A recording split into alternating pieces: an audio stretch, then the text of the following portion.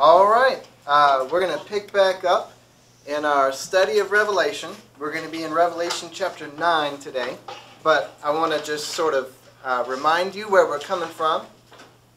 If you remember our last lesson, we were in Revelation chapter 8, and we went through the first 4 of 7 trumpets.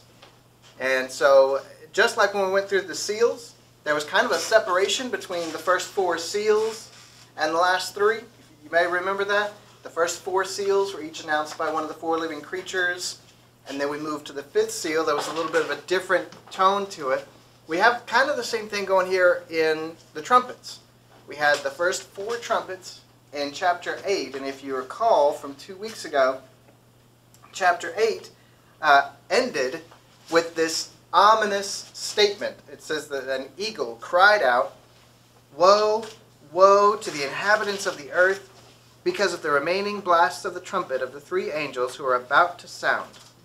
You remember we talked about how terrible things had been up to that point, and how much worse than anything that happened in all of history up to that point.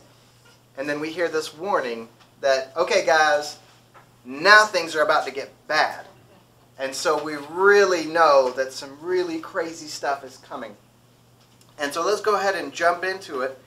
There in Revelation chapter 9, we'll start with verses 1 through 6. It's a bit of a big passage, but it kind of all fits together. So I want to go ahead and read this long passage, if you'll bear with me, and then we'll try to break it down a little bit. So Revelation chapter 9, verses 1 through 6. Then the 5th angel sounded, and I saw a star fallen from heaven to earth. To him was given the key to the bottomless pit, and he opened the bottomless pit, and smoke arose out of the pit like the smoke of a great furnace. So the sun and the air were darkened because of the smoke of the pit. Then out of the smoke locusts came upon the earth, and to them was given power, as the scorpions of the earth have power. They were commanded not to harm the grass of the earth, or any green thing, or any tree, but only those men who do not have the seal of God on their foreheads. And they were not given authority to kill them, but to torment them for 5 months. Their torment was like the torment of a scorpion when it strikes a man. In those days, men will seek death and not find it. They will desire to die, and death will flee from them. So that's how we get more harsh than where we already were. That's basically it. Several things have to be talked about here. The first thing is the identity of this star fallen from heaven. It's kind of interesting. We've seen that terminology before, but there's a difference here. It says that a star has fallen from heaven, but then it says, to him was given the key to the bottomless pit. So where before we kind of took the star fallen from heaven a little bit more literally, like maybe an asteroid or a meteor or something, that we're talking about a physical object falling from heaven, this star is called him. And so we think, well that we're probably not talking about a literal meteor or star or something like that. We're talking about a person. And so most interpreters, and I agree with them on this, say that it's probably Satan that we're talking about. And in fact, if you compare this terminology to Isaiah 14, it's very similar terminology that talks about Satan being kicked out of heaven and being sent down to the earth. It'd be worth flipping over there. Not now, we won't take the time to do it now, but at some point flip over to Isaiah chapter 14, verses 12 through about 19 or so. And you can see that the terminology is extremely similar, where Satan is actually called the day star, who is thrown out of heaven and down to the earth. But I think that that's what we're talking about here. I think that we're talking about Satan being sent down to the earth and unleashing from this abyss these locusts. And so the first thing, that the star, I'm going to say is probably Satan. The second thing is, what about these creatures? They're called locusts, but then we're given a whole lot of descriptions that lead us to believe that these are not merely locusts like what we see here on the earth today. This is something totally different. The first thing that I want to say is here again, I don't think that we're talking about literal locusts, because number one, it's Satan who sets them loose, and he sets them loose from the abyss. The abyss is used several times to talk about the place where demons are kept. And in fact, if you go back and read Luke chapter 8, where Jesus comes into contact with the demon-possessed man who is possessed by a legion, and Jesus, is about to cast these demons out, and they actually ask Jesus, please don't send us to the abyss. That's that same word, where they're saying that's apparently a place where demons are kept, and those demons plead with Jesus not to be sent there, and Jesus actually gives them their request. He says, okay, you can go into the pigs instead. But that's this place. That's the abyss, the place where the demons do not want to be sent, but where some demons are, that's where these locust creatures come from. And so I would say that these are probably demonic creatures, not some natural creature, or I don't look at this and try to interpret this as tanks or modern warfare or something. I think we're talking about spirit creatures, demons, that are coming in supernaturally tormenting people. So the reasons for thinking that are because it's Satan that releases them, because they come from the abyss, and because they have these special instructions. They are not allowed to harm plants or grass. They're not allowed to kill people. They are only allowed to torment people, and they're only allowed to torment people that do not have the seal of God. So they have like special limitations on what they're allowed to do, which it kind of reminds me of Job, right? Where Satan comes to God and God says, you can do these things to Job, but here's the rules. And he says, this is what you're not allowed to do.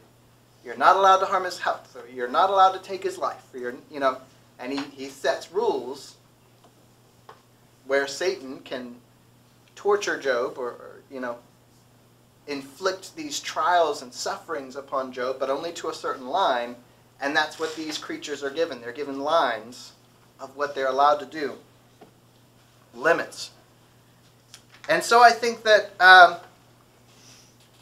that we're talking about spiritual creatures, demons or demonic creatures of some kind.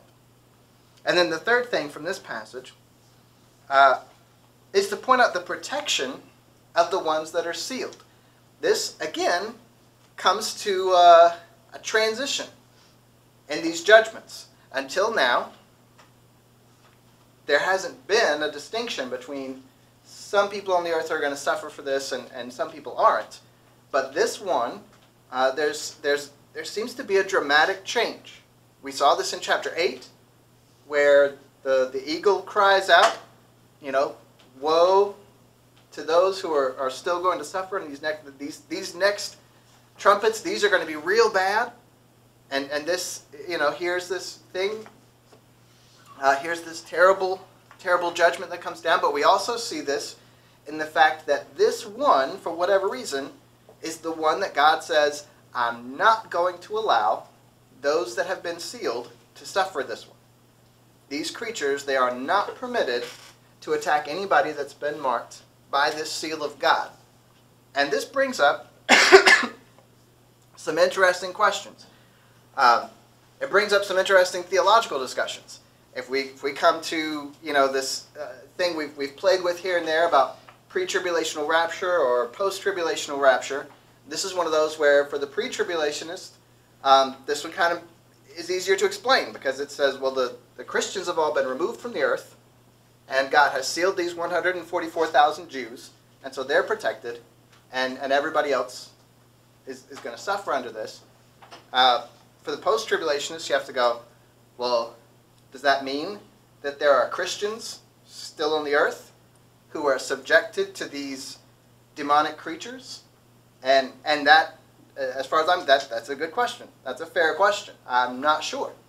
That's one of those where I'll say that the post-tribulationists, it's a little harder to explain that. The only thing I'll say here is I'll point out, in chapter 7, they gave you the 144,000 sealed, right? And they explained that part. And then they said, and then there's a multitude of Christians in heaven who have died in these judgments, in these plagues. And so we have believers who have been suffering under all of these plagues so far, that suffered to the point of death. And the only thing I can say is, I don't know, have all the believers died at this point? Are they all in heaven? You know, the pre-tribulationists will say, well, yeah, all the believers got brought up to heaven. And then, okay, but how were there believers, so many multitudes of believers still on earth that they could have died? And the post-tribulationist has to say, well, are there any Christians still left at this point? Are they suffering under this trial, just like the unbelievers are? And I'm not sure.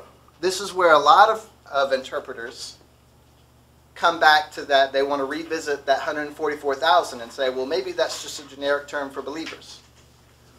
I think that's too much speculation. I think that 144,000 is pretty clear what he's talking about. And so for me, I just have to kind of shrug my shoulders and say, I'm not sure. I'm not sure who all is actually being subjected to this. It certainly sounds like everybody. If there are believers still on earth besides these 144,000, then I assume that they are suffering under this plague as well. But let's leave that behind, and I want to point out one more thing to you. Up to this point, we've judged all of these different judgments by the number of deaths. And we came back and we said, how can it get worse than this? Well, this is how it gets worse, because now you've got people who wish they could die, but they can't. That fact alone, that people wish for death, but they can't get it. And I don't even know what that means. Does that mean that they, point guns at their heads and pull the trigger and the gun just won't fire? Does it mean that they, try to stab themselves and all of a sudden their skin is impenetrable? Or are they being supernaturally prevented from dying? I don't know. But they want to die and they can't. And that has got to be the worst thing imaginable. And yet this is what is happening all over the world and for 5 months. I don't know if that means that you get stung and you hurt for 5 months, or if it means that for 5 months these creatures are roaming the earth. But either way, that's real bad. Either way, I do not want that. And so we've really stepped up this suffering that's happening. I did one more thing I wanted to point out. We pointed out they made a distinction where God saved or protected those that were sealed. And I think that it reminds me of the plagues of Egypt, where in the beginning, the first few plagues, it seems like they affected everybody. And then at the point when the plague of the flies happens, it actually says that that plague hits the Egyptians only, and the Israelites are protected from it. And from then on, there seems to be a distinction between the Israelites and the Egyptians. And it talks about God being able to protect his own people, even when everybody else is suffering, even if they live in the midst of suffering. Peter makes a similar analogy when he talks about Noah being saved in the ark and everyone else suffering underneath it. And so certainly God is able to protect his own people even if they are living in the midst of a great deal of suffering. And even the 144,000 sealed shows that God is able to protect his own people during whatever suffering he may allow some people to suffer through. So let's move on. Let's look at chapter 9, verses 7. Excuse me. Chapter 9, verses 7 through 12. It says this: "The shape of the locusts was like horses prepared for battle. On their heads were crowns of something like gold, and their faces were like the faces of men. They had hair like women's hair, and their teeth were like lions' teeth. They had breastplates like breastplates of iron, and the sound of their wings was like the sound of chariots with many horses running into battle. They had tails like scorpions, and there were stings in their tails. Their power was to hurt men 5 months, and they had as king over them the angel of the bottomless pit, whose name in Hebrew is Abaddon, but in Greek he has the name Apollyon. One woe is past. Behold, still 2 more woes are coming after these things." And I wrote on your notes, so that was terrifying. We're giving a little bit more of a description of these locusts. And after I get more descriptives here, I kind of wonder, why are we even calling these things locusts? I mean, first of all, we can see what their faces look like, right? They got faces like men's faces, which is scary. Hair like women's hair. Breastplates like breastplates of iron.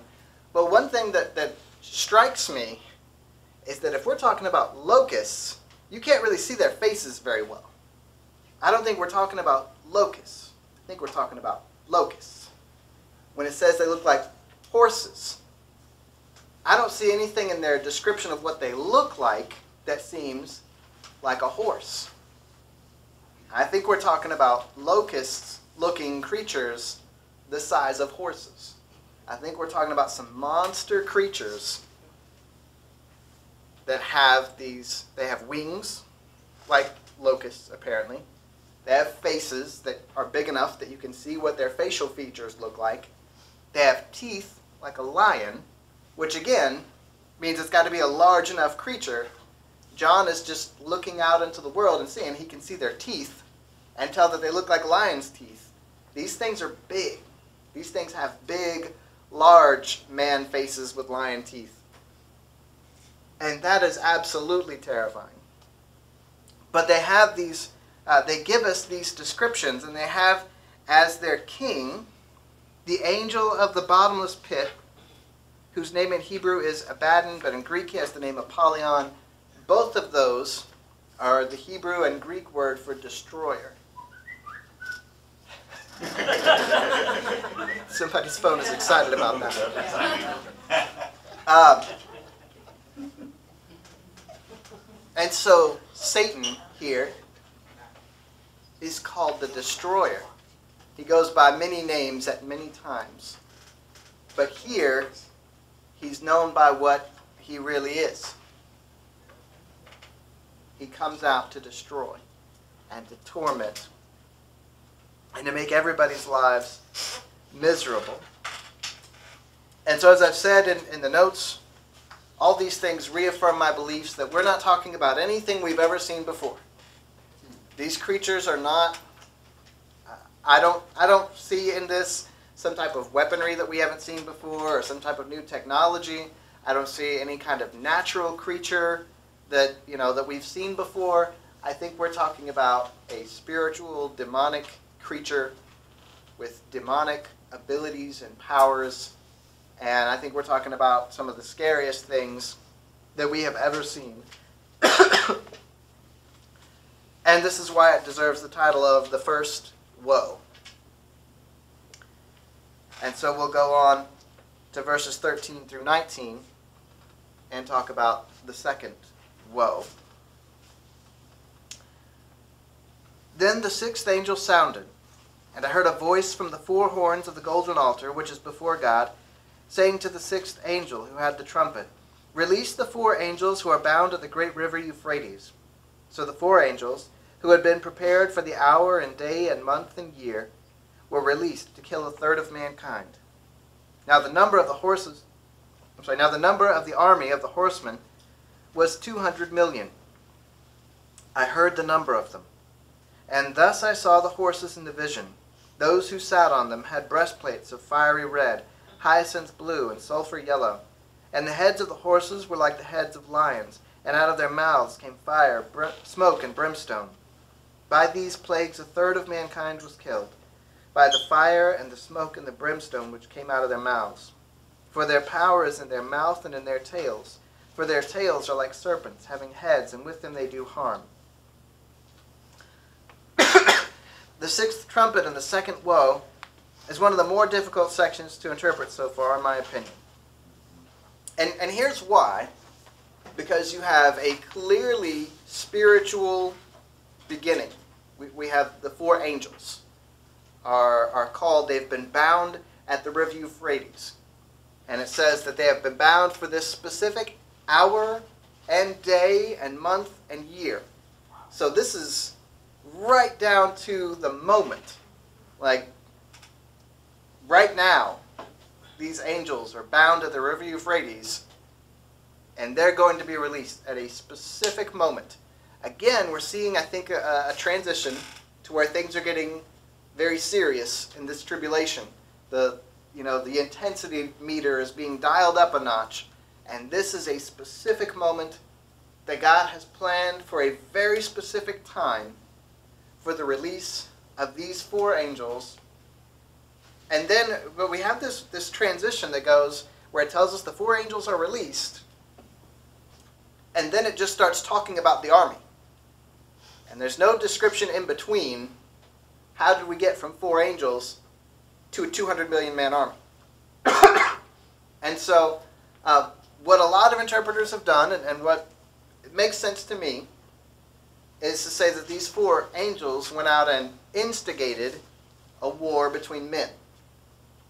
And that the 200 million man army is a literal army of people. Maybe, maybe not, but that one makes sense to me, because it doesn't give us a description of a 200 million spirit, creature, demon forces. It just says there's a 200 million man army after the four angels go out.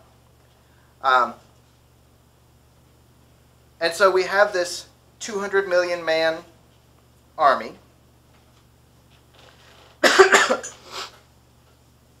And they're going to make war.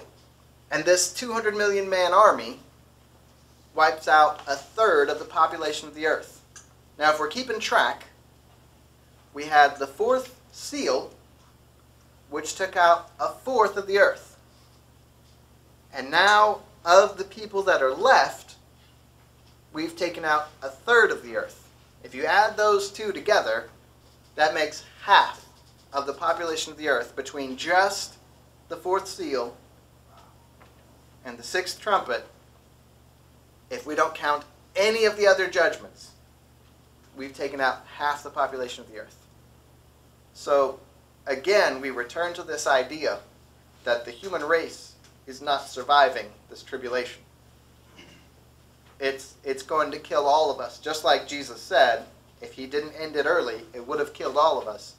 That's what's happening. It is taking out the entire population of the earth. So half of all the people who live on the earth have died, and we are, whatever part of 7 years, but in less than 7 years. That's like, in today's population, that's about 4 billion people dying in a space of just a few years. So this is catastrophic death. Once again, it's unreasonable to suggest that this stuff has already happened. That Revelation is about things that happened in the first century on the earth. And just to give you a point to put this in perspective, 200 million people. When this was written, there were about 200 million people on the entire planet. Estimates of the population of the earth in the first century, about 200 million people of the entire human race. So the idea of a 200 million man army was absurd. I mean, Rome had the largest empire on the earth, and I don't know how many people they had in their army, but it probably wasn't more than about 1 million. I mean, their 200 million man army would have been just an astronomical number. And yet today, that's not so crazy. China, as early as 1965, claims to have a 200 million man army. Today they have over 1 billion people. 200 million man, that's not even all of their able-bodied males, requiring them to take up arms and fight. So all of a sudden, 200 million man army is not that huge. It's not an unreasonable number. Here in our day and age, that doesn't even seem like a miraculous thing. Back then it would have been unheard of and unreasonable to think that any country could pull together a 200 million man army.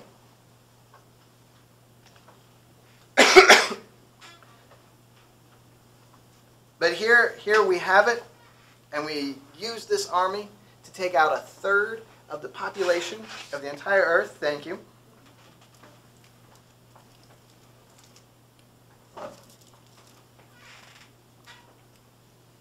We have this army, and it is used to take out 1/3 of the population of the entire earth.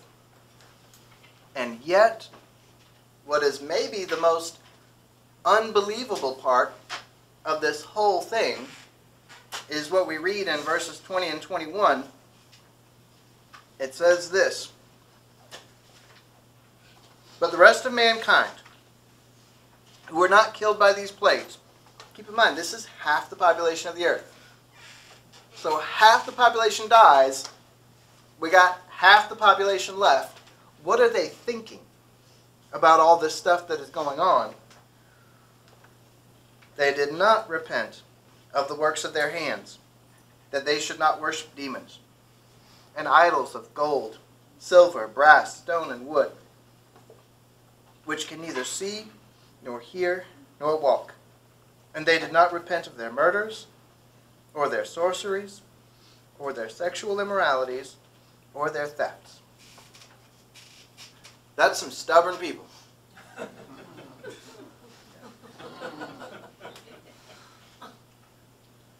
Think about what is going on in the world at this point. Number one, remember we talked about back when we were going over the seals, how the people were terrified of the Lamb. That they know where these judgments are coming from. They know that the God of the universe is judging the earth. And they don't care. They continue to worship demons. They continue to worship idols. They continue in their sexual immorality, their theft, their murders. All these things, they just keep right on doing it. Right on through. Like the world's not falling apart. Or as if the world's going to fall apart, I might as well live it up till I die. That seems to be their attitude. That they are that stubborn. They are that committed to their own evil, that no matter what evidence God presents for his own self, they continue to live in denial of everything that God teaches. And sometimes that's hard to even grasp. It's hard to even think that with that much evidence. I mean, it's right here in the book that in a very short span of time, half the population of the earth is going to die.